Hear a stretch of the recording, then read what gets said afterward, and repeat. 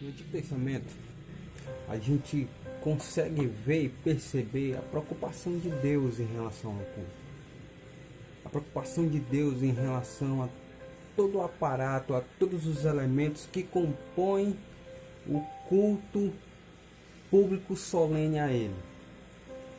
Se você ler Êxodo a partir do capítulo de número 25, quando Deus diz a Moisés para ele construir um santuário, um tabernáculo, a partir dali Deus determina, ele ordena, ele instrui Moisés e ao povo de Israel como deve ser feito esse tabernáculo, como deve ser feito esse santuário, quais os móveis que ali deveriam estar presentes, como esses móveis deveriam ser feitos, quais os materiais. Então a gente vê a preocupação de Deus em relação ao culto, o lugar do culto, a preocupação de Deus até com a roupa dos sacerdotes. Então a gente vê Deus especificando o que deve fazer parte do culto, quais os elementos, quem pode fazer isso, quem pode fazer aquilo, quais roupas. Deus se preocupando minuciosamente com os mínimos detalhes do culto no Antigo Testamento. E toda vez que a igreja no Antigo Testamento saiu desse padrão, ela foi punida, ela foi exortada, ela foi castigada. Toda vez que a igreja no Antigo Testamento ela fugiu do padrão de Deus, ela quis incluir algo diferente no culto a Deus, ela foi castigada, ela foi punida severamente. A gente vê isso quando o povo cria um bezerro de ouro e Deus vai e pune. A gente vê isso quando Nadab e Abiú trouxeram fogo estranho à casa de Deus e o povo foi punido. A gente vê isso quando Uzá tocou na arca e ele foi morto. Então, fazer diferente do que Deus já determinou é perigoso. Não devemos fazer isso. Só devemos fazer no culto aquilo que Deus determinou. E o que ele não determinou não deve ser feito.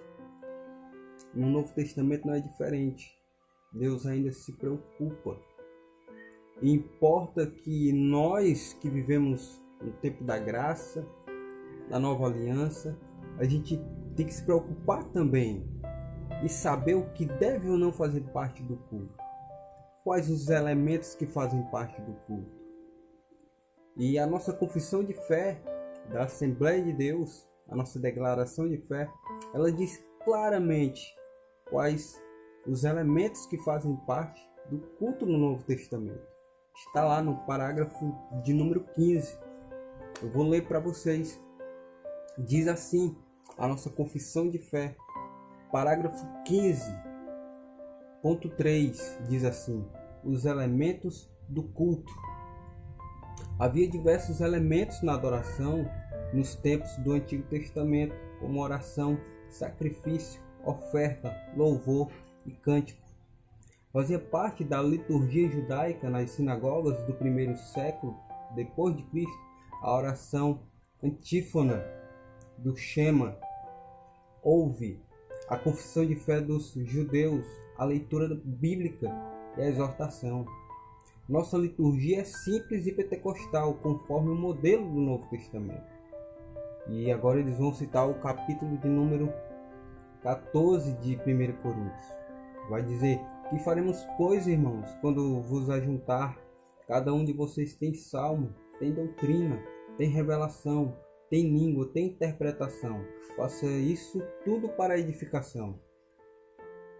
Ela consiste, agora a nossa confissão de fé vai dizer, ela consiste em oração, louvor, leitura bíblica, exposição das escrituras sagradas ou testemunho e contribuição financeira, ou seja, ofertas e dízimos.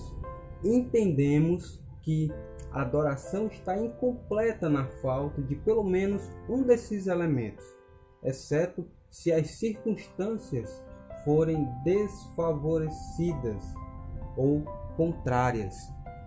Então a gente vê que até na nossa confissão de fé especificamos quais os elementos de culto, que são oração, louvor, leitura bíblica, exposição da palavra de Deus. dízimos e ofertas. Esses são os elementos de culto no Novo Testamento. Esses elementos que a palavra de Deus nos dá e nos ensina. Deus está dizendo: eu quero ser adorado, cultuado desse jeito. E o que passar disso, ou na falta disso, que é que a nossa confissão de fé nos diz, que isso não deve ser considerado como adoração. Isso não deve ser considerado como um culto. O que passar disso e na falta disso não é culto. A gente tem uma mania de ficar adicionando coisas ao culto que a palavra de Deus não nos permite colocar. A gente tem mania de dizer: mas se a Bíblia não proíbe, por que é que não deve ser feito? Mas a pergunta deveria ser: mas a Bíblia manda fazer? A Bíblia ordena, a Bíblia nos deixa, a Bíblia permite que a gente coloque, adicione certas coisas no culto de Deus, no culto ao Senhor. E você vai ouvir um claro e grandioso, ensurdecedor não. A Bíblia não manda fazer certas coisas, porque os elementos do culto são esses. Isso aqui é Bíblia, isso aqui é confissão de fé das Assembleias de Deus. E na falta e no acréscimo de qualquer outra coisa, não é culto. Ela entende que a adoração só está completa com esses elementos, e na falta desses elementos não está completa.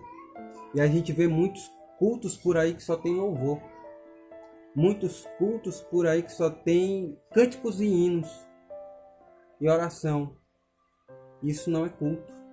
Um culto completo só é se tiver pregação da palavra, louvor e adoração, ofertas, contribuições. E o que passar disso também não é culto. E a gente vê muitos cultos por aí.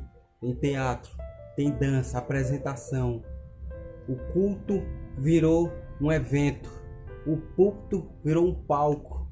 E a gente vê a preocupação de Deus em relação ao seu culto. A preocupação de Deus em relação a como devemos adorá-lo.